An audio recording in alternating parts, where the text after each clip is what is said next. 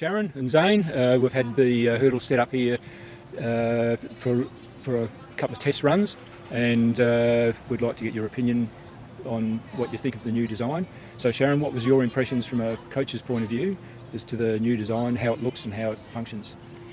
Well, I saw your first prototype a few years ago, so I was kind of familiar with the single arm support, so that didn't faze me. And it actually took me a few moments to realise that the legs are facing away from the athlete. So, and then I went, whoa, that was a little bit different. But yes. What did you think about that, Zane? Well, it was the first time I've ever run over a single arm hurdle, so it was a bit new to me. And then also with the legs facing the other way, it was different too. And then once you showed me the hurdles fold over, it was a ensuring thing that I could attack a bit more because it falls down with it. So you didn't think it'd collapse in the beginning, right? No. Okay. Things that's different about the hurdles is it's got one adjustment. Because there's no weights in the leg, they therefore don't have to be moved. So there's one motion to change it. So how do you think that would change if you had an event and you've got to change 80 hurdles? I guess that's going to be a lot easier to make the changes. Yeah, definitely. From a facility point of view and a meet management point of view, it's going to be awesome. You know, they might be able to buy a good minute in between heats because they don't have to adjust the weights in the legs and the height of the hurdles. And so athletes aren't standing around as long waiting for, you know, going from an 80 metre hurdles event to a 90 metre hurdles event or whatever. So I think from that point of view, it's going to be great. Less officials required because it'll be done much faster as well. I think it's good all round. Okay. And Zane, you've had 5 passes over the hurdles, Yep. Is that right? Yeah. And we saw there you've probably clipped a couple of the hurdles. Yeah. Just tell us about that when you've hit them. So I've hit them probably about 6 times, and normally with the standard 2-legged hurdle, I hit it probably twice and my knee starts to throb a bit. And with these ones, I hit it first time, didn't feel it too much. The second time wasn't bad. And after the 6th time, my leg's still perfectly fine. Got a little nick on it, but doesn't hurt at all. So yeah, that's really good. Yeah. So I think part of that, so with the design of the hurdle, you reach your maximum resistance in the hurdle at about a 5-degree angle. Yeah. So that probably equates to about 100 mil of movement. So you've got an initial impact of probably about 2 kilos, and then as it progresses further, you then come to your 3.6 or 4 kilo resistance. And then after that, that force then tapers off again. So that hurdle will then, after 30 degrees, it'll just collapse on the ground. So you think now it'll be less lumps on your knees? Another training will be a bit easier now. Yeah. Very good. And more sessions will be completed as well.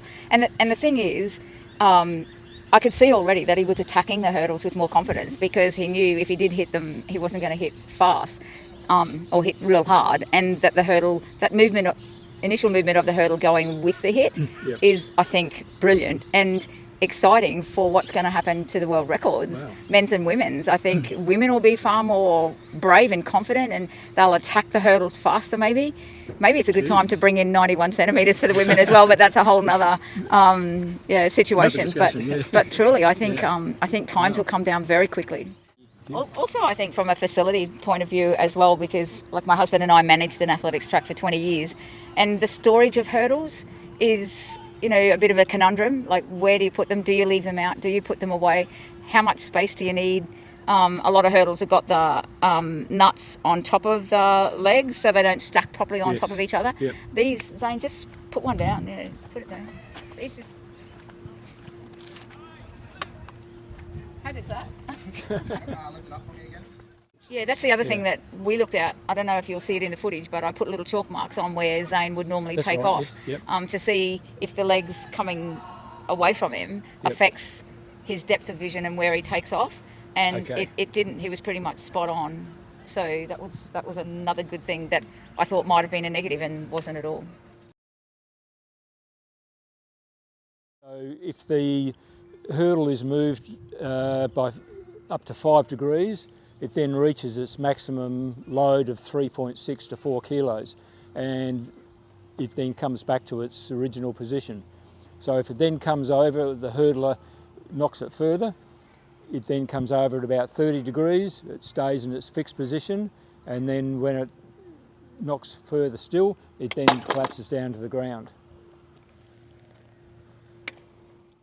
The other benefit to this design too is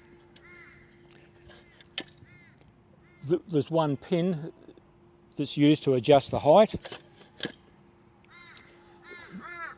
The weight in the legs is static, so they don't need to be moved. So when you have a track with 80 to 100 hurdles, you've got one motion to change the height of the hurdle, and that'll make a significant difference in the changeover times. By having a maximum load at a 5-degree angle, it means that the athlete, when they impact the hurdle to start with, they'll start at about a 2 kilo pressure, and then it gradually increases and gets to its maximum at about a 5-degree angle. So that then means that there's going to be less soft tissue injuries. The other benefit to this one too is the legs face backwards. So on the approach to the hurdle, the athlete will have a much cleaner view of the hurdle, and it also halves the amount of storage space. So when you pack the hurdle up, it packs up into a nice neat package, and this obviously saves in storage, but it also saves in transportation.